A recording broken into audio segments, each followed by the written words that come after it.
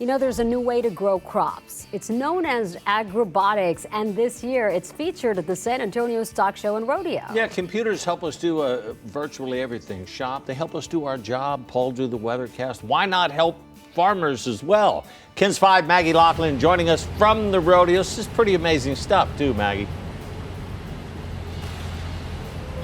Yeah, hey, we're speaking of the rodeo. This is something that I had no idea that I would see today, but I'm going to show you what's all inside Agrobotics. Don't mix it up with aerobics. This is Agrobotics here. We've got Tamara, Mom, and Tinley.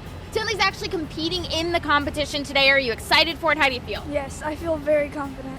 Okay, so let's walk over here. We're going to get into what exactly you're going to be competing for today. But Tinley, how long have you been working to put this together with your team? All year. All year. Why is this so important to you? You just want to win. You just want to get points and win. It's just so fun. And I think you might take home that number one, especially waking up this early in the morning. I don't know if that's the same for me, but regardless, you're going at 9 to compete for Agrobotics, which is super intricate. I think, Tamara, you can speak to this as well because you're on the board, but what exactly is this? So this is an opportunity for kids to use their technology skills in farming scenarios. This year we have a vet's office, so they're going to be programming their robot to do different challenges that we set out in September. And then there'll be a couple of unknown ones that they learned this morning about how to do some other maneuvers on the game board. Okay, so, and I want everyone at home to know what we're looking at, again, is the game board right now. But behind it, coming in a little bit later, is going to be the actual robot.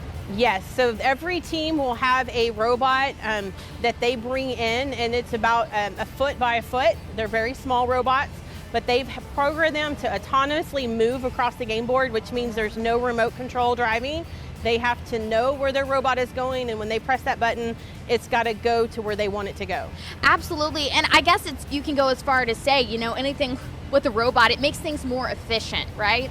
Yes, in most cases you can do more productivity, you can do routine things, constant, with a robot, and it also frees you up to do some of those other tasks that need to get done that may be a little bit more important. Yeah, and before we run out of time, I know I was speaking with both of you a little bit earlier about this, but it's more than just, competing today. This is team building all year long. I mean, either of you can speak to really how important this is. It goes beyond the sport, it goes beyond the robot.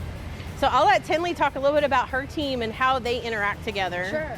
So everybody on the team has certain jobs that they do. I'm the liner upper, so it's very crucial to the team because that challenge could be blamed on you if you don't line it up right. Sure, that's awesome. And so every single person has a role. You have to learn to work really in a team environment. That's why it's so incredible. And I think this is going to really catapult people into amazing careers. Unfortunately, you guys, we are out of time, but this is just the coolest thing ever.